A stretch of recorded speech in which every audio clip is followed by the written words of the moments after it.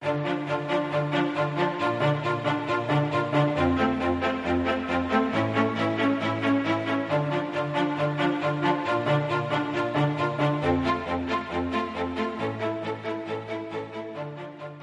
Friday, everybody, and that means it's time for some Countdown to Classic. And what a Friday it is, as today we finally, after 7 long months, got some classic news thrown our way by Blizzard. Hang on, what? A week ago? What do you mean the update came a week ago? Well, did I have anything to say yet? No.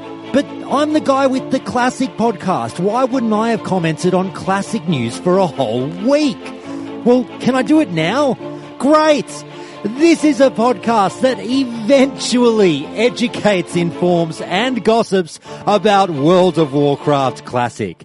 Every Monday, Wednesday, and Friday, we discuss the news, hot button issues, and content of the highly anticipated World of Warcraft Classic. I'm your host, Josh Corbett, and as you all know by now, this is a show where it's not my opinion on World of Warcraft that counts, but yours, and kind of mine, but just for today.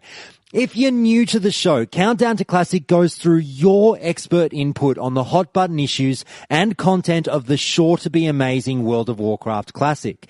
If you hear anything on the show that you would like to comment on, then check out countdowntoclassic.com for all the social links, or email feedback@countdowntoclassic.com with your reactions or memory lane or anger management submissions. There'll be more shout-outs and show news towards the end of the show, so please do stick around to possibly hear me throw you some love and give you updates on what's to come on future episodes of the show. But for now, let's get to the news and discussions of the week with this week's Forum and Fauna.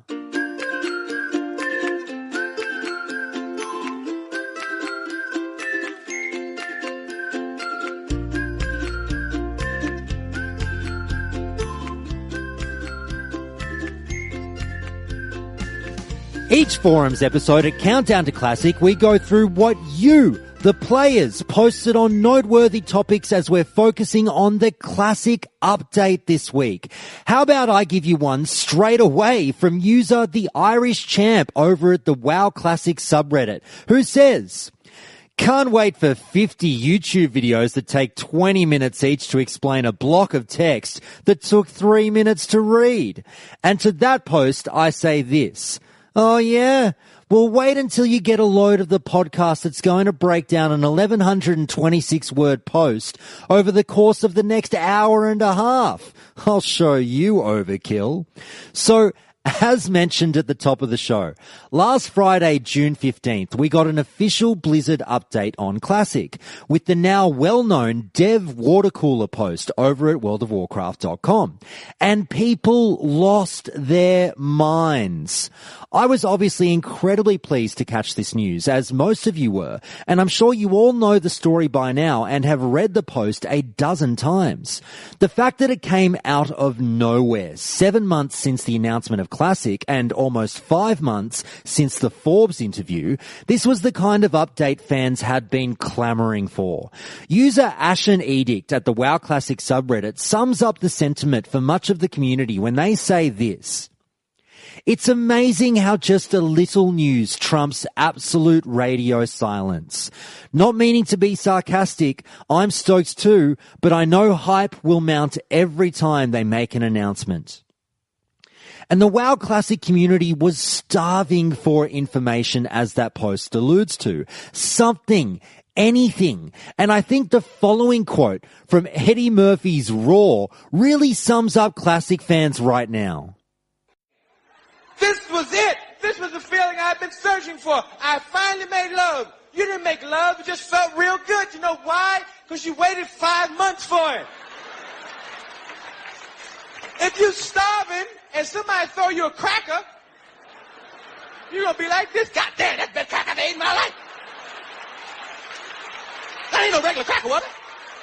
What was that, a saltine? God damn, that was delicious. That wasn't no saltine, no, that was the Ritz. That wasn't no Ritz. I said, God, that's the best crack I've ate in my life."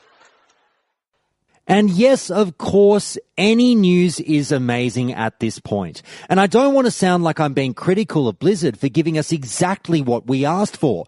But was this news a meal? Or was it just a single cracker at the end of the day? And most importantly, what do we know now that we didn't know before?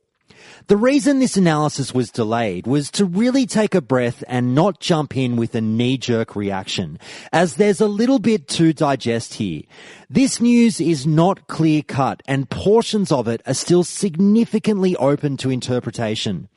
Some fans have claimed victory for the hashtag No Changes movement. Others are saying the article is clearly telling us quite the opposite, and we should brace for incoming changes. Blizzard was careful and at times vague with their wording, with community voices such as SFan and Tip seeming to be undecided as to what conclusions we could draw. The following is a short quote from a video on YouTube released by Tip on the day of the news. This confirms no changes. Okay, read the post in its entirety if you don't believe me. They reference it multiple times. No changes whatsoever. Everything that happened between patch point 1.1 and 1.12.1 will be there, but anything that happened outside of that range will not be there. Okay, no changes confirmed. Who told you? Who told y'all? Who told y'all? Who doubted me, fellas? Let's keep going. However, just a few minutes later in the same video, Tip seems to note that changes could still be on the cards. The problem is, what I'm scared of by going from top to bottom, by going from the modern game and back down, does that mean updated textures? I don't know. Does that mean, definitely doesn't mean new models, I'm certain of that, but does it mean updated textures? Possibly, I'm not sure at this point. You know, a big thing that people talk about when it comes to vanilla always felt a little bit laggier than the modern game. Like, the latency in vanilla is naturally a bit higher, which makes it feel substantially different from the retail game. Is that going to be changed? Are they going to, like, look at the latency and they're going to be like, okay, it's way too smooth. When we ported it down, we've got to make it a little bit slower to be more classic-like, more vanilla-like? I have no idea. I've got no freaking idea. So, despite the proclamation of a no changes victory, Tip suggests the door has still been left ajar for some changes. And Tip is quite right at the end of that last clip. At this stage, we do have no friggin' idea. This post could be interpreted as a positive for both arguments. Tip's Classic Cast co-host SFan echoes this change in stance and exactly how the article could be read both ways, as we hear the following two quotes from him again in a video on the day of the news in a stream with Twitch personality Asmongold. Right, but I don't know what this means for, and this is the main thing I'm thinking of, is graphic changes. Like, are they going to put the new models in? Are they going to have new animations in? Now, again, we haven't really heard anything since BlizzCon, and I'm thinking more back on the Forbes article, whenever Brack was talking about this is something that's still up for debate, and they haven't come out and specifically said, no, we're not doing this. So, and that's why I said it's not something that I'm particularly, like, worried or concerned about, but... I mean, it could happen. So, like, it could happen. That's what I'm saying. Like, I want confirmation. That's really my whole point. That same day, SFan stated this in a video he posted to his YouTube channel. They've heard everybody. They've heard us say it. No changes. And this basically all but confirms that. So, case closed. No changes wins, right? Well, 6 days later on Classic Cast number 8, we heard some more on what the post could mean. However, right? Whenever it comes to, and I've mentioned this for a while now, if they decide to do 1.12 instead of a true progressive, which they have, I do think that opens the door, right? That opens the door for them probably looking at tuning the early content, like what I was saying. And while I would still consider the 1.12 thing to be no changes, it's like you might have to make adjustments to accommodate for the situation. So maybe it is the case that the door has been left ajar for retuning dungeons. Do we define that as a change or an adjustment? The fluidity of the stances of Tip and S-Fand is actually more than understandable. Why do I say that? I went through the exact same changes of mind as well. On the day of the post, I initially read it as being a bit of a win for #NoChanges. I then read it a few more times and spoke with the Countdown Council in our weekly call and wound up saying to them that it was actually a resounding victory for the changes crowd. Then I spent a bit more time with it and took the opportunity to go through about 700 comments on this topic on the WoW Classic subreddit and a few on the official forums. And after taking the posts and arguments from both sides into account, I think now we can safely say that there is an answer as to who the winner of this post was. But like a good tease, I'll be saving that for the end of the show. As you know, being Classic fans, it's all about the journey. And thus we'll be doing a few things before arriving at our conclusion. Firstly, we're going to analyze exactly what we were told. This is easily achieved through a bit of an exercise in statutory interpretation. That is, reading the plain English and not looking to draw firm conclusions from any subtext, allusions, intimations, ambiguities, inferences, possibilities, conjecture, assumptions, or presumptions. After we figure out what we know, then we can have a bit of fun with the speculation, contemplation, considerations, and guesstimations. After that, we'll talk about what result this news has had on Classic as a whole moving forward, and if it has changed our thinking on when we might actually be getting our hands on this product. So there's 3 main points you'll hear. 1, what we know. 2, what we don't know. And 3, what it all means for Classic. So firstly, what do we know? As in concrete and factual knowledge that can be extracted from the update. Well, we had the following in the update, as Blizzard told us this. As we mentioned last BlizzCon, the process of restoring the Classic game is not straightforward, and it's important to us to take the time and effort to get it right. This includes poring over numerous game versions, data and code, meticulously scrutinizing all the changes we've made over the years. Rest assured, the WoW Classic team is hard at work making it a reality. And what Blizzard is trying to tell us here is that this project is hard. It's time-consuming and not as simple as some might think for a game that's already been done. It's taking a dedicated team of an unknown size a considerable amount of time to achieve. However, they told us that before. So why am I mentioning it? Well, this will become a little more relevant later on when I'm discussing how this release has shifted any guesswork on possible release dates. But let's put the fact that they spell out some of the hard work they've done and the arduous nature of it to one side for now. This was just an opening reconfirmation of something we knew. But I guess it's filed under what we know anyway. But moving along to the meaty stuff, when Blizzard tells us this.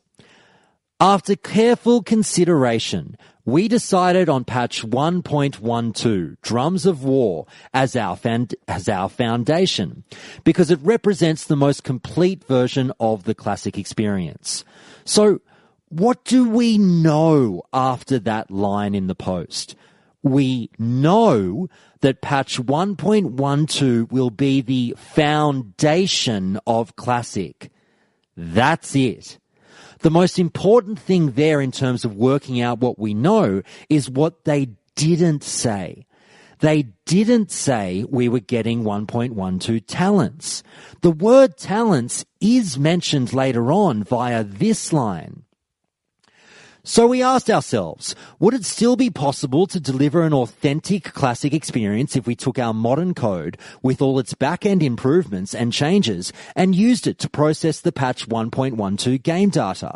Well, that might seem counterintuitive. This would inherently include Classic systems like skill ranks, old quests and terrain, talents, and so on, while later features like transmog and achievements would effectively not exist because they were entirely absent from the data.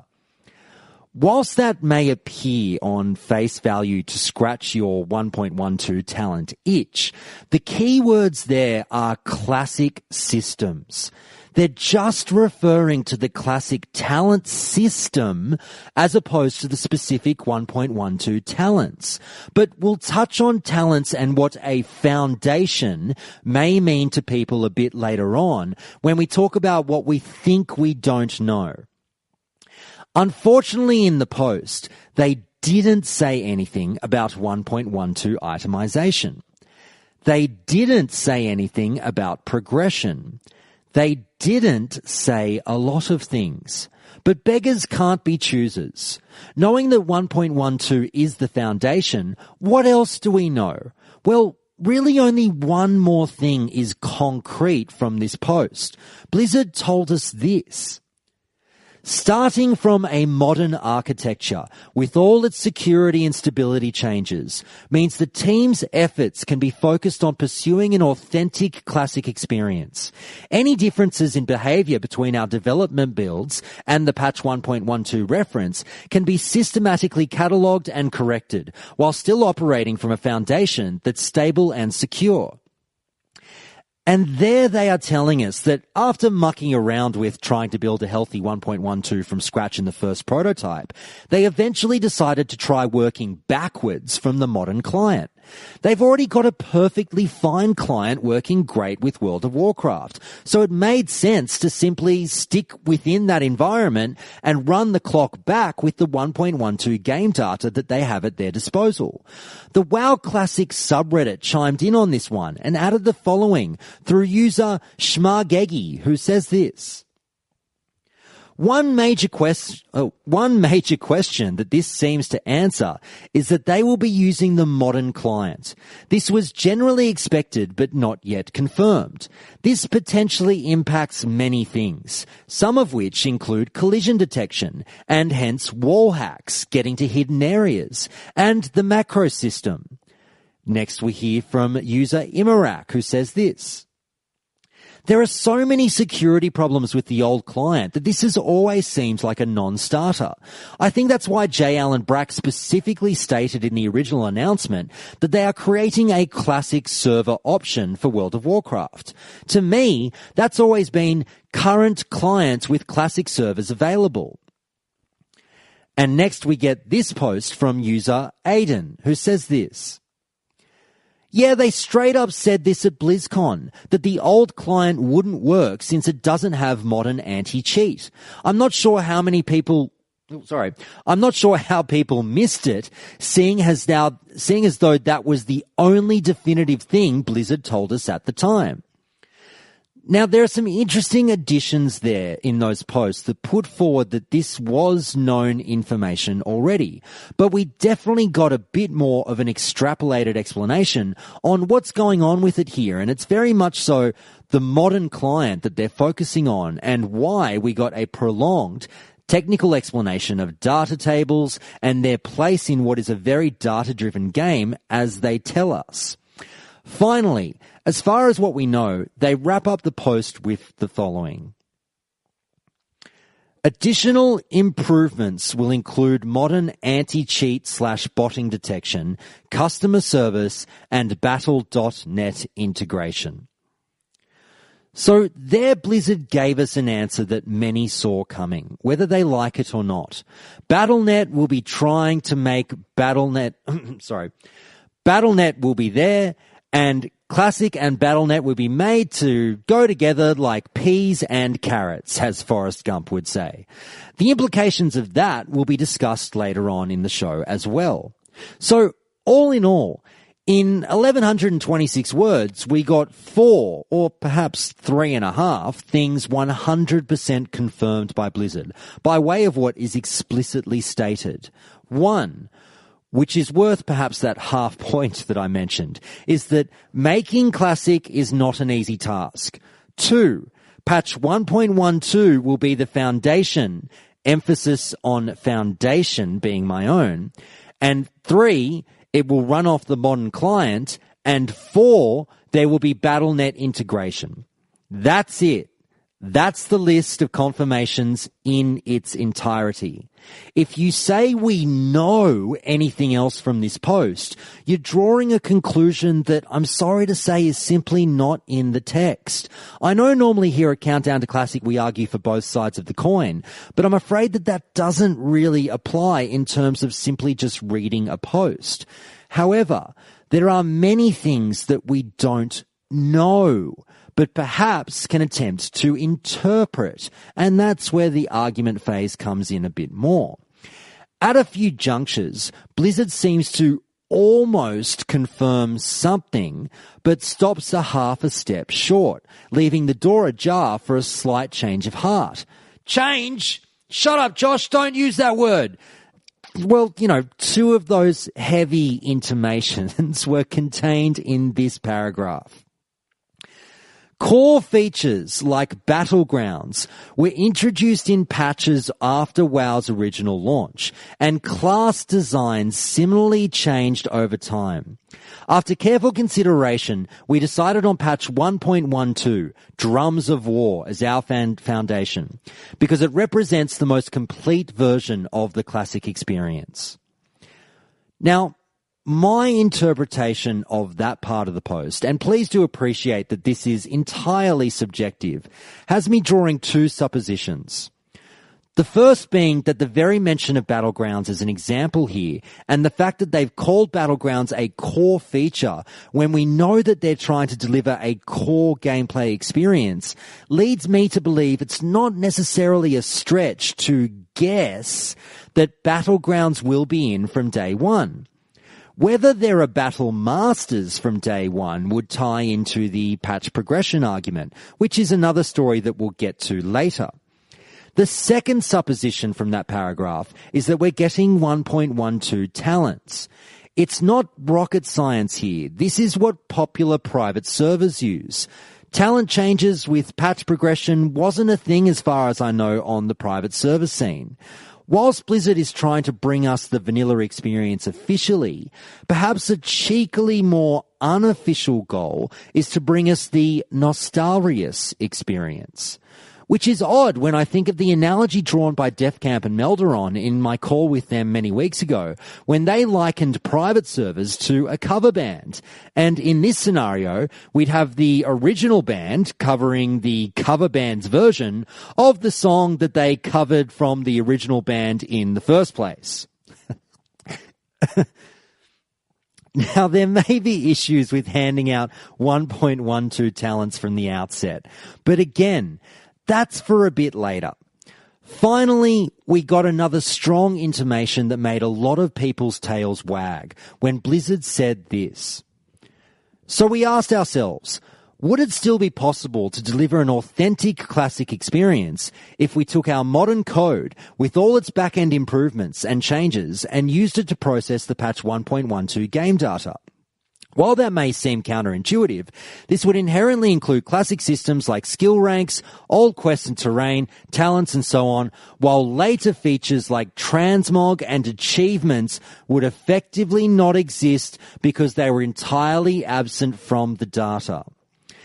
On first glance, no changes rejoiced at this. We did it! Another notch in the no changes bedpost. And yes, it is notable that Blizzard specifically cited transmog and achievements.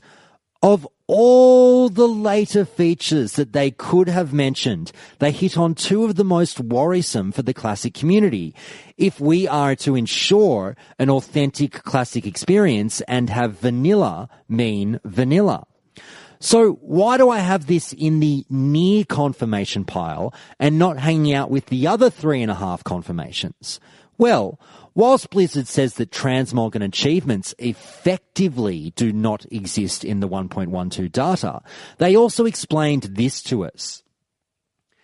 Speaking of engineering, World of Warcraft is a very data-driven game, which means the basic code is flexible, and the specific way it behaves is controlled by information contained in databases. Things like quests, monsters, items, and the rules for how these all interact are defined by the designers and artists in data. Now, it's an obvious point that Blizzard can put these features in if they want to.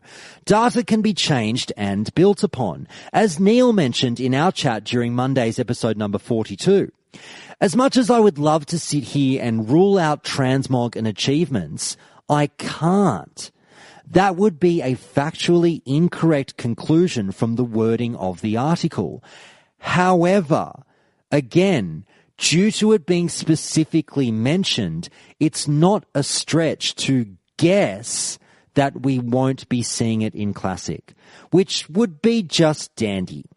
However, we'll see what our Activision overlords have to say about that when I do some more guesswork later on.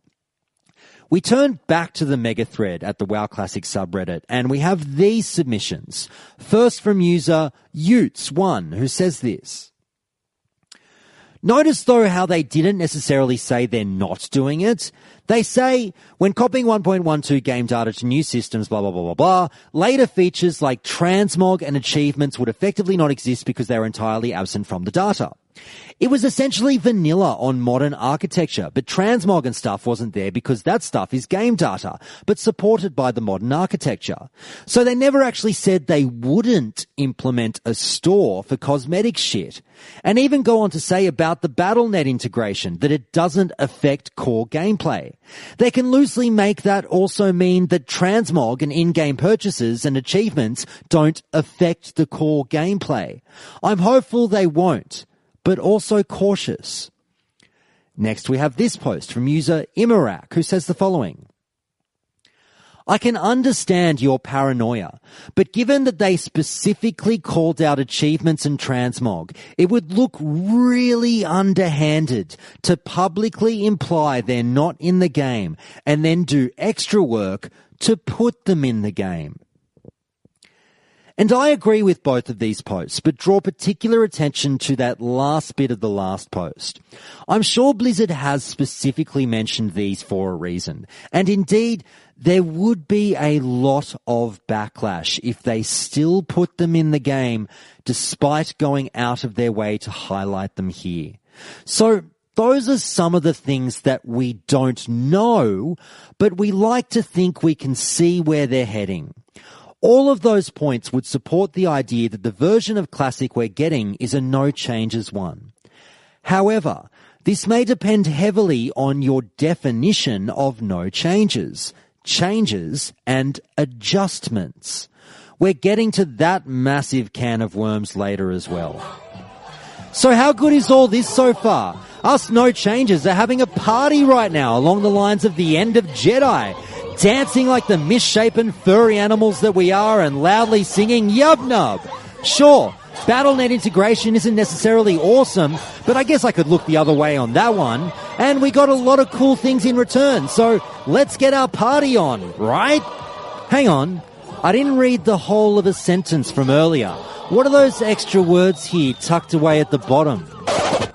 Additional improvements will include modern anti-cheat / botting detection, customer service and BattleNet integration. Yeah, I got that part. And similar conveniences that do not affect the core gameplay experience. But what does that mean? I thought no changes. Vanilla means vanilla. Yub nub. So let's focus on the terms customer service and similar conveniences that do not affect the core gameplay experience. Customer service. Is that simply meaning how GMs engage with players when you submit a ticket? Or are we talking the deep-pocketed kind of customer who might be interested in a cash shop? Similar conveniences. Do you mean minor back-end stuff that we won't notice? Or is this again backing into a reference to a cash shop or simply a general reference to changes? Now, not to scare the pants off of anyone, but a quick aside. The more I think on it, the more I think we could be getting a cash shop in Classic. I'm not trying to stir the pot or put the chum in with the sharks. It's just an opinion that's been festering on my mind lately, growing like a tumour. And this is a point that was really well put by Defcamp and Melderon in a recent interview of theirs with Junidane, somewhere around the hour mark of that interview if you find it on YouTube. And the guys said this, and it's something that I hadn't had a chance to speak about yet, but I completely agree with their take, and I am paraphrasing slightly. But they said basically that it's not Blizzard that we have to worry about necessarily. It's Activision. What will the Activision overlords and their duties to the shareholders have to say when they try to push out a product in a 2019 marketplace that doesn't feature a cash shop with microtransactions worth potentially tens to hundreds of millions of dollars? Money which is basically free. That might not be the authentic vanilla experience, but it is the authentic 2019 gaming experience. And I start to wonder if we're being a little bit too nostalgic when we pine for a return to the days where this stuff doesn't happen anymore and a game was just a game. So just remember that whilst it's great that we're getting classic, we're also getting classic in 2019 with 2019 marketing principles, 2019 competition, 2019 expendable incomes, and 2019 bottom lines. Or at least I hope it's coming in 2019. I'm being a bit liberal with that term, given we don't know anything yet. But either way, that was quite the tangent. But back to what the post said, and it really is an exceptionally vague statement. Whether I'm being overly wary or not in the face of Blizzard repeatedly telling us that they want to bring us the classic experience is a possibility. However, here's a few things that Blizzard didn't say amongst some of this ambiguous language. They didn't say, hey, guess what? Transmogant achievements and quest assistants won't be in the game, so there you go.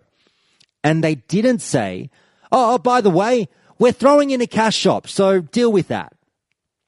It wouldn't have been hard to tell us that, but that information has been purposefully left out as far as the confirmation goes. Now, some are saying this is simply because Blizzard doesn't want to be seen to be picking sides and get caught up in the great changes versus no changes debate of 2017 to 2018 that claimed the lives of many keyboards. They're above that, and they don't want to alienate a portion of their fans. However, one could also argue that they didn't use that no bullshit language because the door is being deliberately left ajar, just in case we need to let the cat in later on. What I'm getting at is that no changes has not been confirmed due to wording like this and also a couple of other cause and effect situations that we can now draw from what we know and what we can guess. What did the mega thread over at the WoW Classic subreddit have to say on this one? Well, we turn to user VNLASDFG, I'm not even going to try and say that one, who says this. Similar conveniences could be server transfers, character appearance changes, or renames. Next we have user SheepOC, who says this. Character appearances and name changes are not 100% in this for me, since it does affect gameplay experience, as in you make your character once and live with it or delete it. Server transfers though, already existed before. The process now will be much better though, so I fully expect them to keep that functionality. I was actually thinking about this more along the line of switching order of characters in the login menu or playing the game while it's getting updated, or the shiny functions we have since Battle.net integration that happen before you actually load up the game. So with those posts, we touch on definitions, a running theme. What is the core gameplay experience, and what are things that could affect it? Where do we draw the line between what is a gameplay change and perhaps more of a behavioral change or effect on the game? If someone were to be a serial ninja and then pay to change their name so as to avoid judgment and retribution, would this change the way we play the game and thus affect the core gameplay experience? Or is it a behavioral issue, a human component to the game that should not be considered core to the gameplay, as it doesn't have anything to do with the data in the game? An interesting one to ponder, but perhaps that's one to dive into a bit deeper another time. But one last point to raise on core gameplay experiences, and we get this point from a couple of users, starting with Cornholy, who says this. While the announcement is great, and it goes in detail about the technical side of classic WoW development, one thing that does potentially concern me is this. Additional modern improvements will include modern anti-cheat / botting detection, customer service, and BattleNet integration, and similar conveniences that do not affect the core gameplay experience. Now, obviously, BattleNet integration is something that was going to happen whether people wanted it or not. But does that mean that all the features are going to be enabled for Classic? I would like for that not to be the case, because there are a lot of things in Classic, world bosses, devil saws, world PvP, that depend on factions not working together and not being able to communicate. If I can communicate with another faction through BattleNet, it heavily increases the chance of cross-faction collusion. Hopefully Blizzard in the future can give us more insight about the integration of BattleNet with Classic. And next we have this one from user Oglethorpe, who says this. I like being able to message friends, but perhaps make it so you can talk to your friends across BattleNet games, except enemy factions on your server in vanilla. You're wrong when you say it makes no difference. It's not ridiculous. It's not just as easy to communicate with an enemy in the world by using third-party software. You can absolutely plan out a way to communicate, but that's such a long shot from being able to add anybody you see in the world. I mean, go through in your head how you would get to talk to a random person. Let's say, enemy shaman Red Ridge boss. I got to go to my server subreddit, find the cross-faction Discord link, if you can accommodate so many people on one Discord, talk to a random person, get them to message Red Ridge boss what you want to say, or have the person give them the Discord info. Then you have to wait for Red Ridge boss to hop into the Discord, or maybe even download it. And then you can voice communicate to an enemy. And by this point, whatever action was happening in the world around you has probably passed. Again, I won't rage if it's in the game, but isn't that a fair bit more complicated than hitting O and adding their name? I prefer to keep enemies in the open world. If people want to go out of their way to mafia dinosaurs, that's on them. But this feature would absolutely change world PvP. The argument that it happens anyway is as crazy to me as saying that people buy gold anyway. So why not put money tokens in anyways? I mean, anybody who really wanted it could do it, right? Now, these posts bring up something that many people would describe as a core gameplay change, and one that may be a possibility with Classic. Now, I'll preface what I'm about to say with the knowledge that simply clicking and adding a friend of the opposite faction in-game and commencing an immediate dialogue through BattleNet is a huge potential game changer for the negative, particularly on PvP servers. My big thing with this opportunity, if it were in the game, is that I wonder if it's an opportunity that will be pounced on much by the majority of players. I know I won't use it. We've heard the arguments. We already have this ability, etc., with Discord and everything, and that last post did a really good job of describing the lack of instantaneous messaging, perhaps through what we have now, if the person is a random to you. But I'll raise another point. Isn't emoting / beg to an opposing faction player basically the same thing as messaging them in-game and saying, hey dude, just farming, please don't kill me, and them sending you back the finger? I'm happy to be told I'm crazy here, but my stance is that whilst it is a change to the way in which we experience the game, it's just not as big of a deal in my mind. But anyway, at this point, if you've been following along at home, once again, here's where we're at now. Confirmed. 1.12 foundation. New client.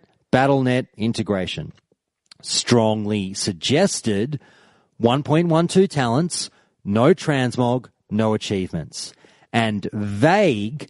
Whatever possibly scary things customer service and similar conveniences brings.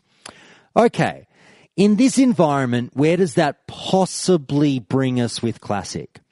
Well, now we go back to the top and discuss this word foundation, which Blizzard uses to describe the nature of the 1.12 patch that we'll be playing with and the strong intimation that we're getting 1.12 talents.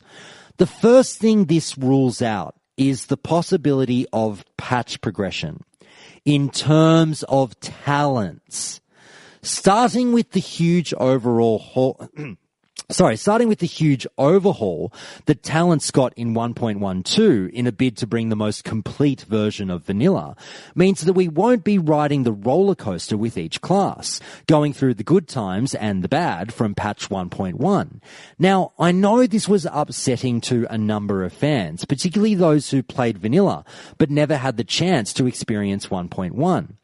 I'm so sorry, and we'll definitely pour one out for you, but there are many videos on YouTube and posts online explaining why this may not exactly be the worst thing in the world, so do take some heart from that.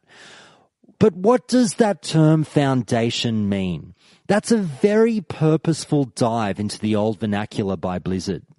Well, given this is Countdown to Classic, and it's not my opinion that matters but yours, we'll go back to the forums once again. And we begin with user C is for nose 8CD, who says this. Now, maybe I'm reading too much into it, but I don't think we're getting 1.12 as is. I think we'll get 1.12 in the sense of itemization, talents, and what have you. But I also think, and I'm totally admitting that this could be wishful thinking, we'll get things like the original Alterac Valley. Next, we have this post from user Tethasian, who says this. I should say Tethasian. Yeah, I probably pronounced that wrong. Anyway. I think it's pretty unlikely to expect them to recreate every patch, and it's looking increasingly likely like we'll have a Franken patch. What is imperative is that the content is gated. Now, when we hear things like these posts, that word has been thrown around by the community of a Franken patch, and that comes up again here. And that's a patch essentially containing Vanilla WoW's greatest hits and having them all exist within the same time frame. With 1.12 as our foundation, that's just a starting point, and maybe is simple a reference just to maybe it's simply just a reference to talents. Outside of that, we have things like content and itemization to consider, both of which changed over the lifespan of vanilla. Let's tackle both of those a little bit here now, and perhaps a bit more in depth in future forums episodes on the show. But we turn to this post from user Mythstake, who is replying to the following statement. A little disappointed we won't be getting patch progression. It would be interesting to see how difficult things like Molten Core were without Diamol and other item changes, as well as working with very wonky abilities and talents. And Mythstake's response was, but we will still probably get content progression, which is much more valuable. Patch progression is a ton of work. Content progression is relatively easy. And that post highlights the important distinction between patch progression and content progression. Whilst we have ruled out patch progression, it doesn't mean that Blizzard can't still gate content a la how the private servers do it. Funny that. It sure is interesting how Blizzard seems to keep sounding like they're emulating the popular private server scene. It's almost as if those players actually knew what they liked. But that can't be right, can it? So why would we be getting content progression if we're not getting patch progression? Also, Blizzard has clearly said that they don't want to work on updating two MMOs at the same time. Well, content progression would fit the brief of that authentic vanilla experience. When I first started the show, I foolishly mentioned that given Blizzard has been adamant that they want as little maintenance on Classic as possible, that it wouldn't be outside the realm of possibility to see all the raids dropped on us from the outset. I've very much so since seen the error of my ways, and high-end guilds would zerg through the content. It wouldn't necessarily give players things to look forward to, it would shorten the lifespan and interest in Classic WoW, and it would result in severe PvP imbalances as well when you think of gear. However, is there another reason why content progression is the way to go for Blizzard?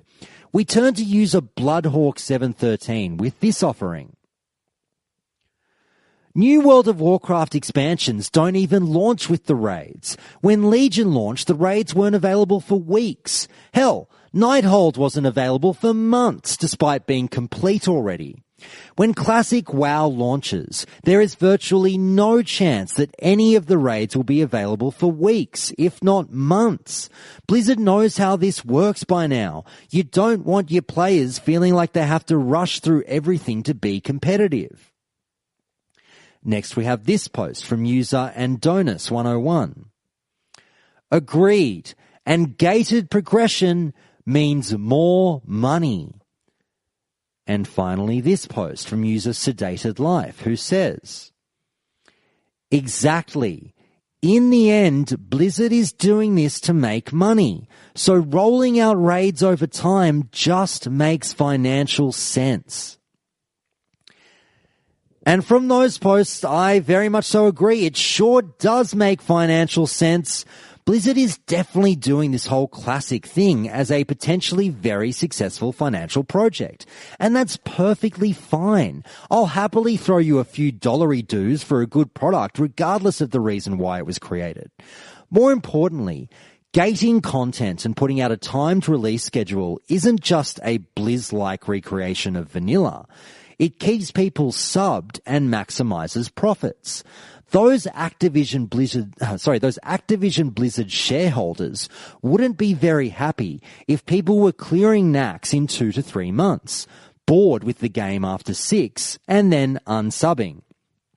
So that explains content progression and why it might be a thing, even though nothing was said. But what about itemization? What gives with that, Josh? Well, don't ask me. Ask user Spotted Cows, who explains the following. Yep, this is a problem that private servers struggled with and why Nostarius and the later incarnations of that server gated both content and itemization. 1.12 talents make early raid content a lot easier, and 1.12 itemization completely trivializes it. Just the of Frozen Wrath greens have a huge impact on early raids, and items like Spellweaver Turban that were added as catch-up items for a Nax world would make Molten Core a joke from day one. Now, I hope you're sitting down when I say this after that post, but I'm far from familiar with 1.12's itemization effects on endgame content. So this is something I'm dying to learn more about. And if there's anyone who's listening who feels that they could talk about it for 20 to 40 minutes on the show, then please do reach out to me, as I'd love to do that for an interview and learn a thing or two. But from what I do know, this post sums up a general sentiment that itemization can be troublesome for Classic if handled the wrong way. The issue of catch-up items and stat adjustments were said to change the feel of Molten Core to that of a slightly easier run, and some may even scoff at the term slightly there. But let's say that we did get the 1.12 itemization, which could be a fair assessment given that 1.12 will be our foundation. If we're face-rolling Molten Core, and potentially other raids with a combination of 1.12 talents and 1.12 itemization, then that's really not the authentic vanilla experience, right? The vanilla raiding experience was somewhat of a struggle back in the day, so I hear. So how do we combat this potential face-rolling situation? Let's ask user Imarak, who says this. I agree that Classic will suffer if the Tier 1/Tier 2 raids aren't tuned for the 1.12 patch. But let's not lose sight of the reality that even 1.12 in this form is still orders of magnitude better than retail. And because it's Classic, they won't go and nerf it later to give out participation medals. User Xanthak chimes in as well with this offering. Now we just need to retune. 1.12 I agree with. We just can't have 1.12 and not retune early raids and dungeons. User J Morpheus wants to say as well when they offer this. Yes, yes, yes, please. 1.12 confirmed. Now raid difficulty retuning and my wet dream would literally come true. And finally, user Eladin456 wraps it up when they say the following. As for raids, dungeons, and battlegrounds, we can only believe that Blizzard will release them as to make an authentic vanilla experience as they have been telling us. This makes me believe that they will play with the balance of raids and dungeons now that they've decided to go at it with 1.12. For example, Frost Mage's talents and itemization are much more powerful in 1.12 than what it was between patches 1.1 to 1.7. On your current private server, you can start Molten Core with 100 plus spell power, plus 6% hit talents, plus 10% crit talents, etc. These are all additional stats that were not present back then. All these things would trivialize all level 60 dungeons and Molten Core / Blackwing layer to a point I can't even imagine. It would not make sense to send them into a vanilla Molten Core and be too OP to have it as any kind of challenge. So these posts leave us in a bit of a sticky situation. If it's been heavily intimated that we're getting 1.12 talents, and perhaps hand in hand with that will come 1.12 itemization, it seems to be an argument that vanilla dungeons and raids would have to be retuned. No ifs or buts about it. Blizzard can't run the risk of having this content be way too easy, and so the figures that would be punched into these data tables that we just heard so much about would have to be amended.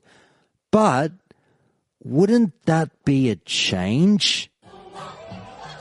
Hang on, there's that music again. So wouldn't the argument be that if changes are a necessity now given what we know, that it's a victory for the changes crowd? All right, settle down, you changes lot. Enough with your yub-nub and your stormtroopers helmets. This is all based off of guesswork. Anyway, moving right along. Yep. Get out of here, you scamp. Go on. Get out. But seriously, a lot of this whole argument comes down to how you define changes and no changes.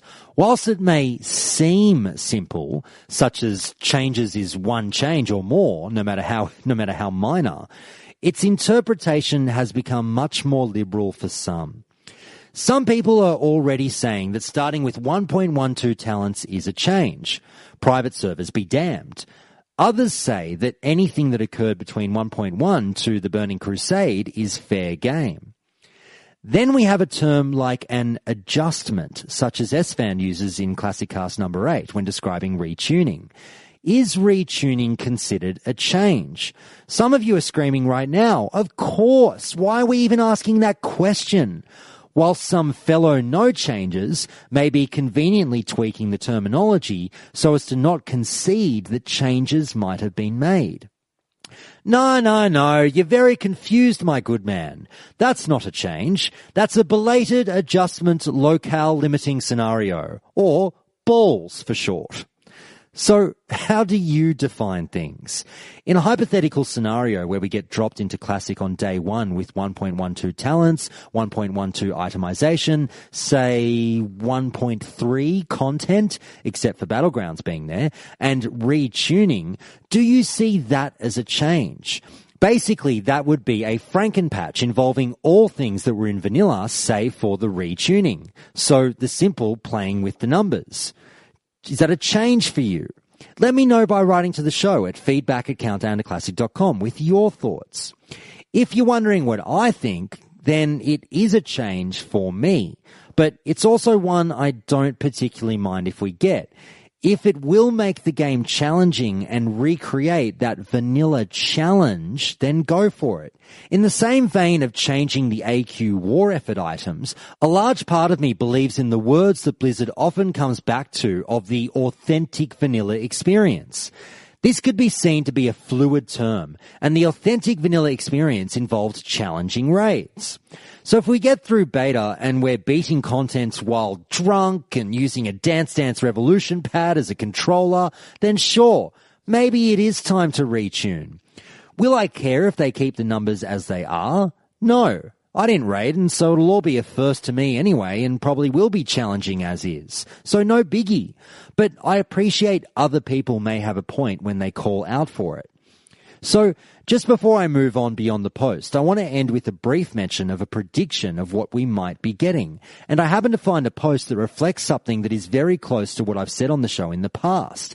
And this comes from user Dragon Adept, who says this: as a foundation, this is what I said I thought they'd do from the beginning. Start by getting 1.12 working. Then frankenpatch in content from 1.1 through to 1.11 and probably 2.0 to patch the most horrible bits of 1.12 and get a single stable patch for all the content. Then tune all the dungeons and raids for this 1.13 frankenpatch. Then progressively open up content, Molten Core / Onyxia, into Blackwing Layer, into AQ, into Nax over time. That way, they only need to get one version of the core rules working, not 13, but they spread out the content so no-lifers don't eat it all at one sitting and then unsub. Now, for the most part, I think that post sums it up, but it adds something and is also missing something that I believe in. I think content progression will be a foregone conclusion. Despite the fact that we haven't been told anything yet, I do think it's coming. The version of 1.12 we get will be a greatest hits patch, then the Franken patch to end all Franken patches. These aren't wild predictions though, I basically just described your stock standard private server. One thing I'll add is that for no particular reason, I think we'll be dropped in at 1.3 to start with, content-wise. That gives us all the level 65 mans, with Dire Maul being in that patch, and Molten Core will be your highest raid available. Then you can release gated content over time with the raids. The one thing I hadn't considered was retuning and itemization. If we get 1.12 itemization, the resounding opinion is that retuning must follow. I'm happy to fall in line with the groupthink as I didn't raid and wouldn't know. But that's a pretty basic guess of mine, and it's entirely a guess. So we'll see what happens when we do get even more information. But anyway, enough with the analysis of the text of the post. Now I just wanted to look ahead and talk about what this means for Classic from this point on, and also what it might mean for future special dates like BlizzCon and the eventual release date.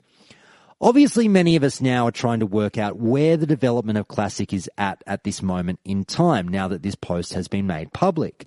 And we'll just turn back to the forums for some more community reactions to the timing of the post from user Obsido, who says this: is it only me that is kind of shocked that they released this update before Battle for Azeroth? They went more than half a year without giving us anything, but now 3 months or however long it's left to BFA, they decide to update us. This is extremely positive news, to be honest. The fact that they updated us as soon as they felt that they reached a milestone with the development and planning, even though Battle for Azeroth is around the corner. It tells me that the team working on Classic WoW is a whole separate unit in Blizzard that will do their own stuff, no matter about the future of BFA or other Blizzard content in general. I probably wasn't alone in thinking that Blizzard would keep Classic hushed down to generate as much hype for BFA as possible for money-related stuff. But damn was I wrong about that, and I'm so glad. I'm also very happy that they basically clarified that they'll be using 1.12 as the foundation instantly, which means that they'll be doing Classic WoW like all the progressive private servers have done it, which is freaking awesome news. Thank you, Blizzard. I might actually buy Battle for Azeroth just to show you my renewed love for you. Next we have this one from user Eladin456. I felt like this was the first step they took before announcing Classic WoW. They tested it if it was possible to import their database into modern World of Warcraft and see if they could do this without spending millions of hours coding a new game. Only once this was confirmed and approved by the management, then they announced Classic WoW at BlizzCon, in my opinion. Next we have this one from user Amalili. Maybe this is just my opinion, but I feel like this was information that everyone already expected and wanted. I thought they passed these steps a while ago and are further ahead, and hopefully they are. Just releasing this to feed all the angry fans and keeping up the hype. Now that we've heard from those posts, as I mentioned earlier, the news really did come out of nowhere, and I certainly had gotten the impression that Blizzard didn't want anything to do with Classic publicly until Battle for Azeroth released. Or at least that's what they keep telling me in our email exchanges. I'll get you one day, Blizz. So to say it was a surprise is an understatement. But I'll need you all to pop on your tinfoil hats for a little bit here. Have you got them on? All right, good to go? Okay, here we go. How recent do you seriously think this news is? Are we to simply take it on face value that it is actually a current event and newsworthy? Many weeks ago now, I had my first call with Neil, a AAA dev staffer who's now been on the show a couple of times, including most recently during Monday's episode number 42, when he interpreted a lot of the technical info in this update for you all. But please do go back and listen to that one if you haven't already. During Neil's first call to the show in episode number 28, he mentioned that Blizzard obviously would not have announced Classic with all the fanfare that they did at BlizzCon last year if they did not know that the product worked. What is Blizzard basically telling us in this post? They're showing us they're working out like a 7th grader's math homework and telling us how they made the game work. It's possible it's up and running and they're happy with development moving forward. They must have known this before BlizzCon last year. Now, I've spoken to a few listeners about this, and I'm happy to say most were against me on this point, which is great. I don't like echo chambers. But my theory is that this update is detailing events that occurred up until about mid-September or October of last year. Hence, it would be about 8 months old, which would mean 8 months more work has been done on the game since then. Some of you believe that this is stuff that's just happened over at Blizzard HQ recently, as though they just realized the second prototype would work last week. And perhaps they only decided on something big like patch 1.12, last month. I'm very skeptical of that. But obviously, we're not flies on the wall and we don't know for sure. But I'll talk about what this means for a potential release date in a little bit. Now, just to finish this off, we were starving for information. Blizzard knew it. I think they finally cracked and realized that they didn't want to wait a full 12 months before giving us another meaty update, and made a decision to give us something to stop the flood of classic questions at BFA Q&As, and so as to avoid any kind of fan negativity or backlash to the release of BFA. They want to be good with all of us as they start pumping out the press releases and social media hype leading into BFA's release. When they post, BFA coming next month, have you reserved your copy? From their Twitter account, they don't want it hijacked by jaded Classic fans saying, Classic when? So what do? You satiate the rabid Classic fans by throwing them a bone with barely any meat on it. There, let's hope that keeps them happy for a while. Now, as I say, any news is good news, and I honestly do mean that. But I feel this update wasn't earth-shattering, and in my mind, it more than likely told us stuff that they decided on a long time ago. So it will be interesting to see what comes next. So what does this mean for BlizzCon, given that some of us weren't expecting to hear anything until then? Subreddit user Knights of the Night says this. I would imagine this means we'll actually get to see Classic at BlizzCon this year. And this post kicks off the speculation. And I'll take it a step further, as many of you have already as well. I was already extremely confident that we were getting some panels and a look maybe at Classic during this year's BlizzCon, or what I hope to be RetroCon with World of Warcraft Classic and Warcraft 3 Remastered being featured. But now I do truly think we may see a playable alpha at BlizzCon. I base this on my crazy theory that by then they'll be a year into having the new client up and running and pumping 1.12 data into it. I'll then take it a step even further and suggest that if that's the case, my guess, again, crazy predictions here, is that beta keys will come not long after BlizzCon, say by January, and then roughly 6 months of testing later. Well, let's see what the forums say on this one. User Wormed says this. To me, it sounded a lot closer to finality than people are expecting. Still lots of work to do, primarily in how the database interacts with the modern client. But does anyone else feel this way? Early 2019? I would not be surprised. Or maybe I'm just hopeful. User Pally Howe says this. My money is on a 2019 summer release. And I read those posts for a reason. I'm now in agreement with them. I'm on the record with saying this for a release date. It's either going to be on the 15th anniversary in November of 2019 or May of 2019, with pretty much no other option, just one of the two. Since I said that, however, I've learned two things. One, Blizzard doesn't care anywhere near as much about anniversaries as the fans seem to think they do when it comes to release dates. And two, I learned about this post, obviously, that Blizzard put out, the Watercooler one. And that has now got me thinking that Classic is coming on the latter of my two thoughts. I'm not sure when summer holidays start in America. Maybe it's late May. But I'm now thinking just before school is out for summer, that's when old Countdown to Classic thinks that we're getting Classic. But in the meantime, you'll be getting a lot more Countdown to Classic, just with the countdown potentially shortened. Anyway, there's one more point I wanted to touch on just to really wrap things up after this extensive breakdown of the update. And I promised you I would touch on this at the top of the show.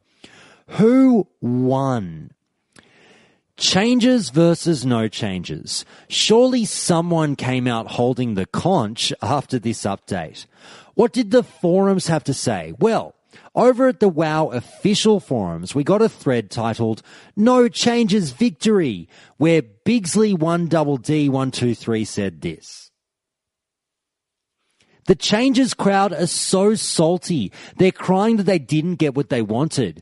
We won! We did it! We get true vanilla. Have fun in retail. User Bellatori then chimes in with this effort. Man, so quick to declare victory over a post that did no such thing. Seriously, read it again. If you can't understand that they didn't say any of the things you want to hear, you should brush up on your reading comprehension skills. Read what was said, not what you want to hear. Then we have this one from Azerothian, again still at the official forums. Wishful thinking. Achievements don't affect core gameplay. Guild banks don't affect core gameplay. Transmog also doesn't affect core gameplay. Name changes, server transfers, etc. They also don't affect core gameplay. Vanity, pets, mount shops doesn't affect core gameplay. All of these kinds of things are still on the table. Keep on with that verbatim though. And finally, we have this one from user Natira, who says this. Nobody won. Blizzard's language is specific and deliberate. They could make a new patch and the language would still show that they weren't specific about their plans. This post was deliberate to give people something and nothing at the same time. Now, I didn't think I would find a post that would echo my feelings on this Who Won debacle, but that last one was it. We spend a lot of time and burn a lot of calories throwing shade at a lot of fellow Classic fans over what's coming with Classic. And some of you say, they're not true Classic fans. They want changes. Or, stop asking for a broken 15-year-old game. If you don't want to optimize it, then you don't really love Classic. Either way, while both sides stand with a ref in between them, bloodied and bruised, waiting on a decision after this post, the winner by unanimous decision is no one. I was adamant through this discussion that very little has been confirmed after this post, and any claim of victory is not based on what is said in the actual text we were given. If you think starting from 1.12 is a change, then sure, throw a party. Personally, I don't view that as a change. If you think you got enough maybes and possiblies through this post to satisfy yourself that no changes has now been confirmed, then sure, bust out a bottle of Dom. But you'll be doing so based on your own conclusions that you wanted to hear. Now, I'm not saying that one of those teams won't win in the end. At the end of the day, someone has to. But, and this is important, what I'm saying is that no one can claim victory now. Not at this point. Yet. But there was one last thing that happened just before I started this recording, and I just want to throw it in at the last second here. I may talk about it again in the future, but it's not an overly huge deal, but it is very interesting nonetheless. And this was a job posting that was put up at Blizzard's official website. And I just want to throw out some thanks to Smash Splash and Grogor in the Countdown to Classic Discord, who both took the time to point this out to me. Thanks very much, people. Now, basically, it was a advertisement of a job at Blizzard that talked about them wanting a new staff member to help on introducing vanilla models, vanilla shading, etc. into the new build. And it was really great to hear them use those phrases. And it's wonderful to hear all on the same page a few times.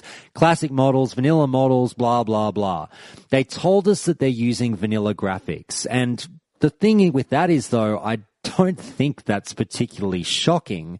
I mean, the debate was, are we getting vanilla graphics or a toggle, really? I don't think the argument was ever really there of, were we just getting new updated graphics and were they ditching the vanilla graphics? No one's really even considered that option or talked about it much at all.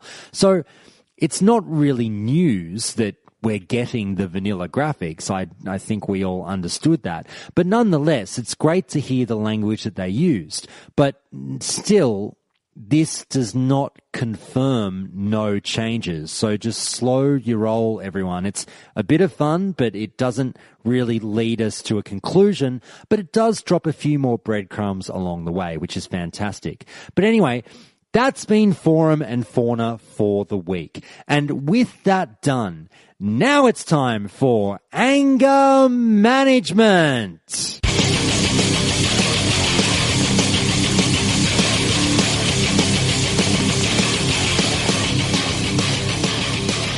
Each episode, Countdown to Classic brings you some of the angriest posts about World of Warcraft Vanilla that I could find online. And this week, I'm doing something a little different and fun. Listener of the show C.E. Taylor over at the Countdown to Classic Discord forwarded me a clip online that I only had the vaguest memory of. But once I heard it, I did seem to recall this relatively infamous incident.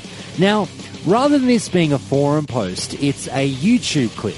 Now, I couldn't think of how to turn this into text that would do it justice, so just note that I'm using the audio from a YouTube video titled Silverstein Wins the Internet. And the publisher of the clip is BRKLTX over at YouTube, but I don't believe it's their story or work, so hopefully it won't get anyone bent out of shape. This is a video many of you may be familiar with, but it fits well with anger management. So thanks again to C.E. Taylor for pointing this one out. And here we go. I'll play it for you now. All right, so I get a phone call today from Hope's Fall, and he's like, dude, you got to call me back as soon as you get this voicemail because I have the greatest story in the world to tell you, and you'll love it. So I'm going home from work, and I call him, and he tells me about, like, his girlfriend. He talked to her earlier today, and she's working, she's studying to be a nurse, and she's working in a psych ward, like she's doing her clinicals in a psych ward. And this 11-year-old kid came in this week, and apparently this kid freaked out and, like, has anger management problems, and he just, completely went crazy and, like, beat the shit out of his sister and pulled a knife on his parents and stuff like that, and that's why he got committed to the psych ward. Right?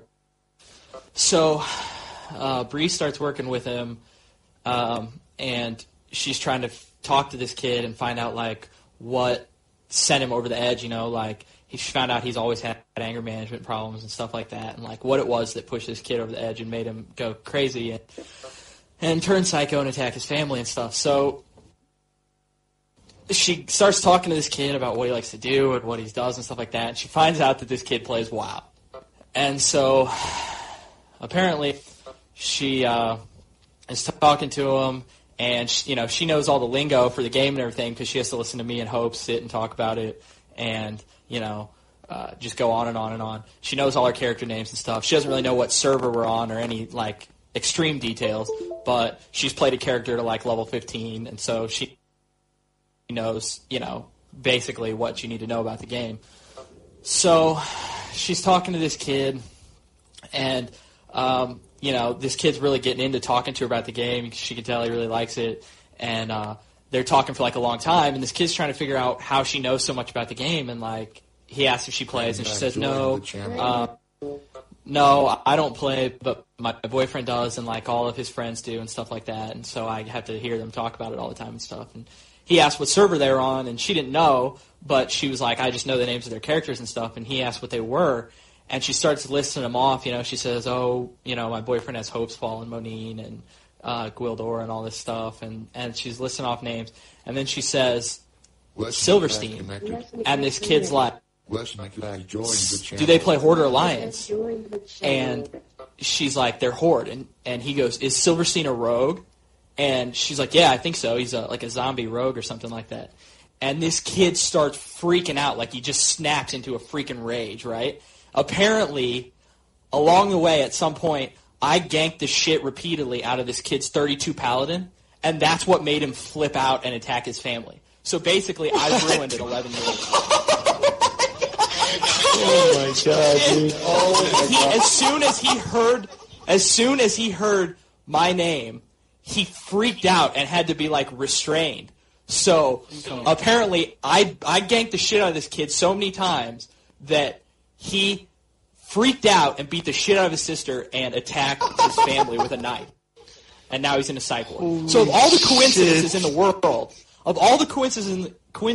world, there's some 11-year-old kid who plays this game with terrible anger management problems, and he happens to be on our server, and he happens for me to gank him, and he freaks out and attacks his family, and he goes to the psych ward where my best friend's girlfriend is working.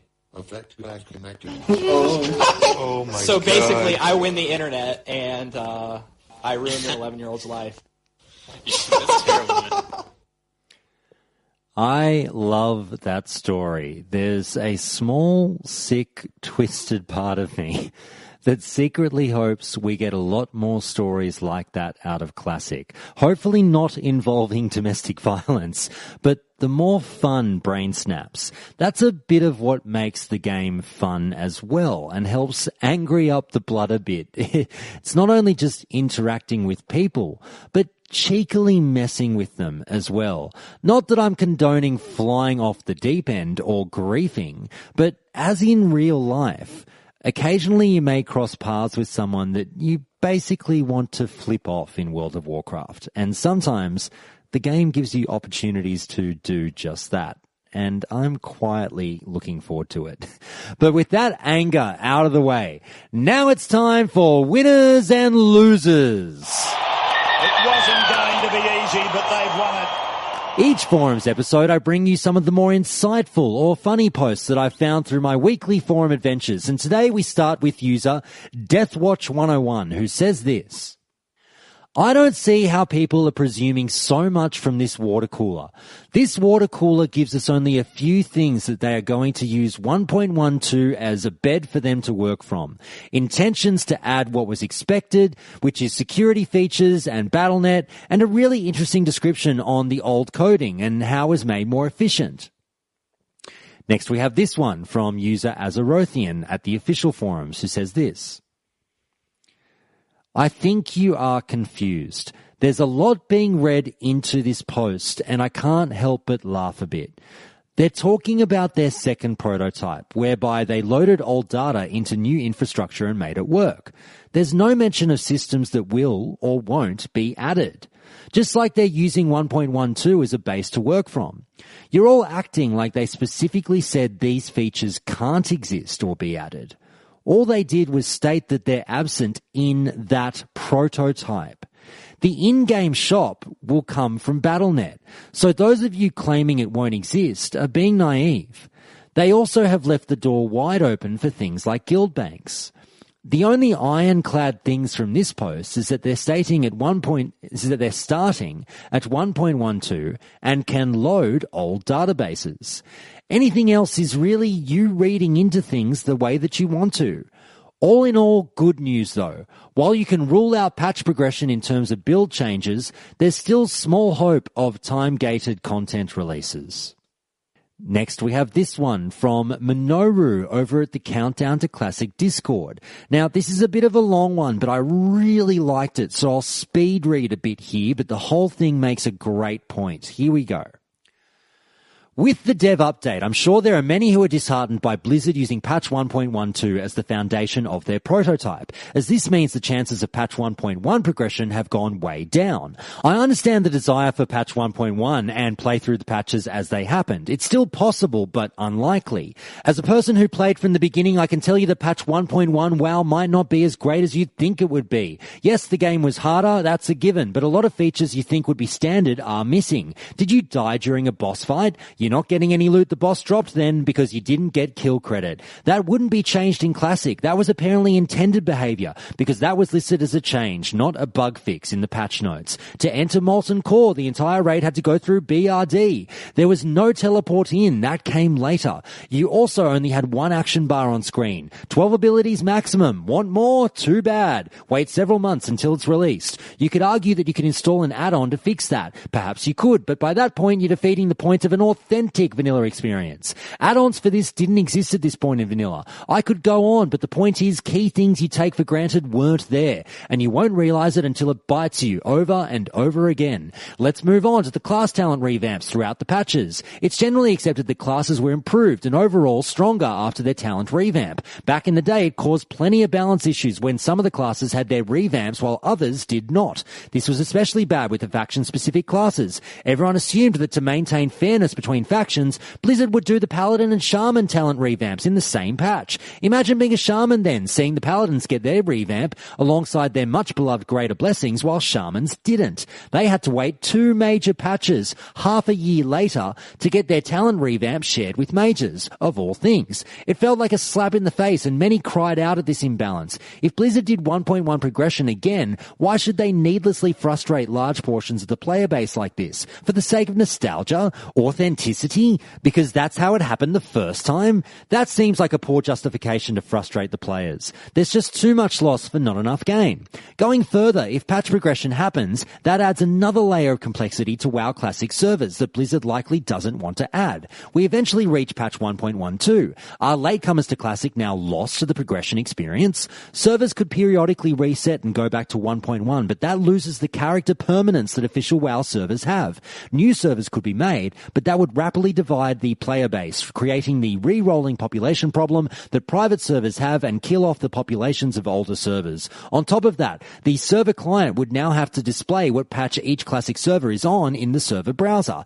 At the end of the day, Blizzard has a choice with Classic. They want to deliver the best experience possible in the vanilla timeframe. They want as many people as possible to enjoy their game. 1.12 has a much wider appeal than 1.1 ever would. It's much more approachable and less likely to scare off new players. In Blizzard's own words, 1.12 is the most complete version of the Classic experience. To announce and deliver a game they know is incomplete with 1.1 is counterintuitive to their goal of delivering the best experience possible.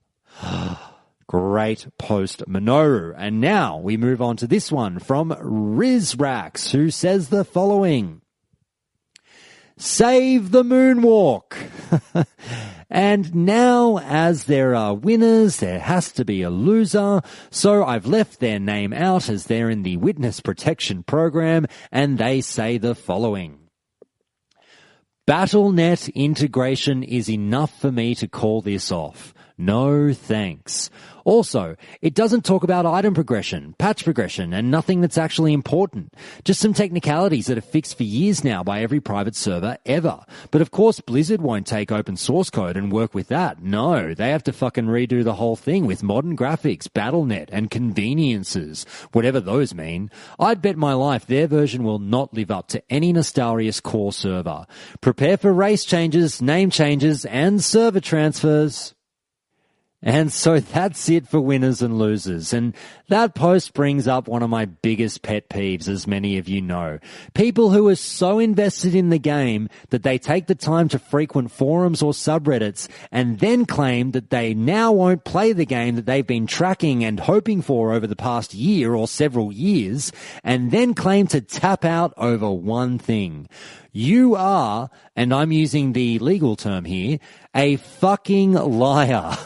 BattleNet scared you away? Please, come on, you're playing Classic. We all know that. Anyway, with that done, now it's time for Memory Lane.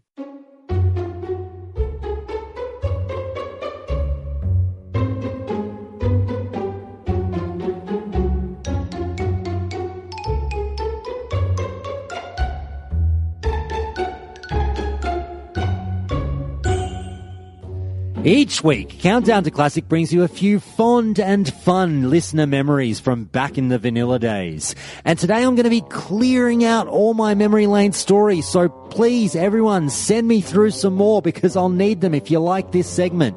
Today we are starting with a Countdown to Classic Discord member, Voikora, and I hope I pronounced that correctly, but they say the following. I have a funny memory. My first ever character was a gnome mage named Zubby. 13-year-old me just thought of something that would fit a green-haired midget wizard. Eventually I joined a guild and was greeted warmly. Many of the guild's founding members were Maltese, on the EU realm, Scarshield Legion, I think. Guild chat was active and nice, but many times people would reply, haha, Zubby, or the like, when my comment wasn't intended as a joke, or was a question, etc., etc. I started wondering if there was something wrong with me. Why was I asking stupid questions, or was my English really bad?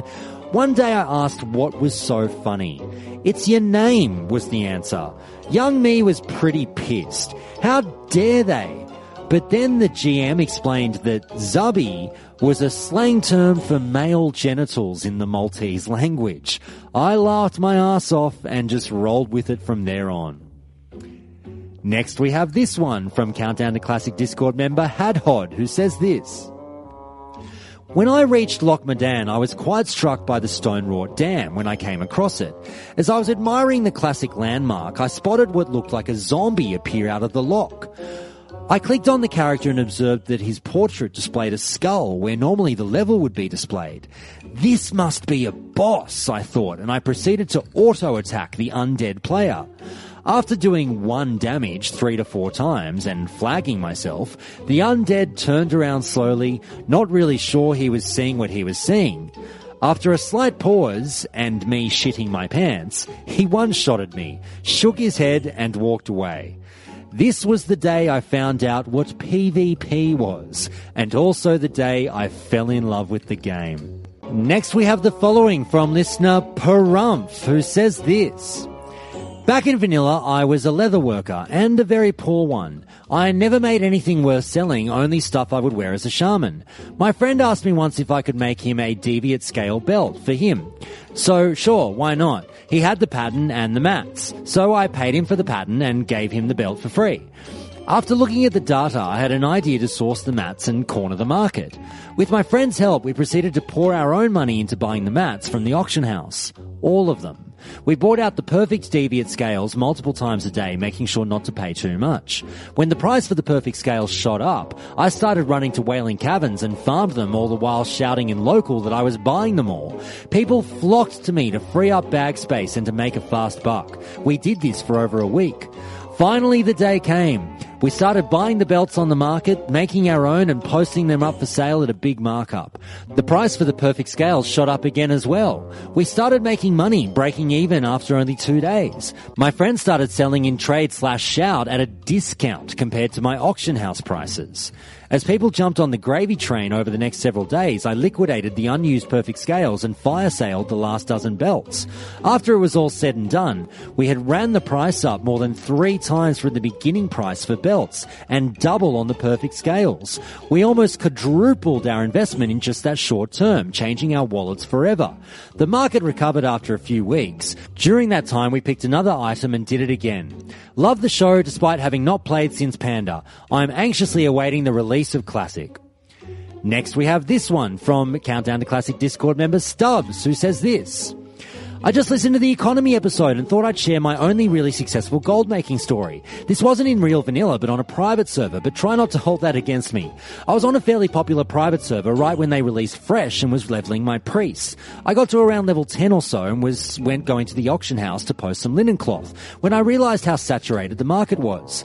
The price had been driven down so far that I could buy the linen, make a linen bag with tailoring, and sell the bags to make a neat little profit. I ended up doing this 100 times or so until I couldn't get any more skill ups from linen bags. So I checked wool and it was the same way. I bought all the wool below a certain price and made bags to sell. I kept doing this and when all was said and done, I was a level 10 with around 20 gold and 225 tailoring. It was amazing. Next we have this one from listener Elk, who says this. Hey, I just finished the Econ 101 podcast and was happy to hear that he felt deterred from continuing farming with the Mafia. After some griefing from them, I spent 2 months ninja looting leathers for my rogue. Not paying the obscene prices and getting blacklisted by them in the process felt like my greatest private server achievement. Next we have this one from Countdown to Classic Discord member Stalina/Moose, who says this. The guild I led in vanilla was the runt of the 40-man pack. We were the last 40-man guild that wasn't just a remake of ones that broke up. We finally got started in Molten Core when most of the 40-man guilds were in the process of clearing BWL. We were scrubs, to say the least. We need/greeted in 40-man content. After 8 FPSing my way through the AoE trash packs on the way into Lucifron, side note, someone in our group literally AFK'd followed their way through the trash. Before pulling the boss, we decided to take a bio break. I stayed put to chat strategy, as I was raid leader, in officer chat so that the appropriate class leaders could tell their peeps what to do. One of the rogues in the group wasn't using push to talk in vent. Why do people do this? He promptly called his friend. Oh my god, dude! Guess where we are right now? So a few of us started to yell, hey, you left your mic on, to no avail. Standing in front of Lucifron in Molten Core. Again, we tried to tell him that he'd left his mic open. He didn't hear us and proceeded to spend the next 2 to 3 minutes geeking out over the phone to his friend. We all felt so embarrassed for him that we all vowed to not tell him. And we didn't. Unless he listens to this podcast, in which case he now knows. Anyway, that's memory lane, everyone, and guess what? Now I need more of them. I'm all tapped out and can't bring you that segment again until I get a few more stories, so please do be brave and send something through to me if you want your fun Vanilla WoW memories read out to the world. But guess what? That's the show for the week, and so it's time to throw some love out to a few places around the world where I see a number of downloads coming in. Shout out to Egypt, Saudi Arabia, and France. La maintenant je vous adore trop les gars. Et merci beaucoup. I really hope that made sense. My French is a bit rusty at best. Stateside, how about a huge shout out to Chicago, Milwaukee, or as Alice Cooper educates us in Wayne's World, Milwaukee, and Charleston. What up, South Carolina? I'm a former Clemson student too, and I always have a soft spot for that part of the world. So I also want to thank the members of the Countdown Council, whom I call every week for input on where the show should head in the week to come. So shout out to Borzen, Raidmar, Cam Sowen, Palfurus, Rarebit, Seven Winters, Tsunami, Wilson Ma, and Valaco. Thank you so much for your phenomenal support of the show. Countdown to Classic would not be the same without your support. And also a big thank you to supporters Hurlbert, Good Kisser, Myrtle Banks, and Purgatos81 as always. Thanks for listening, everyone. I shall see you again on Monday for another Countdown to Classic interview, this time with a few of the women of WoW. Look forward to seeing you all then. Have a great weekend.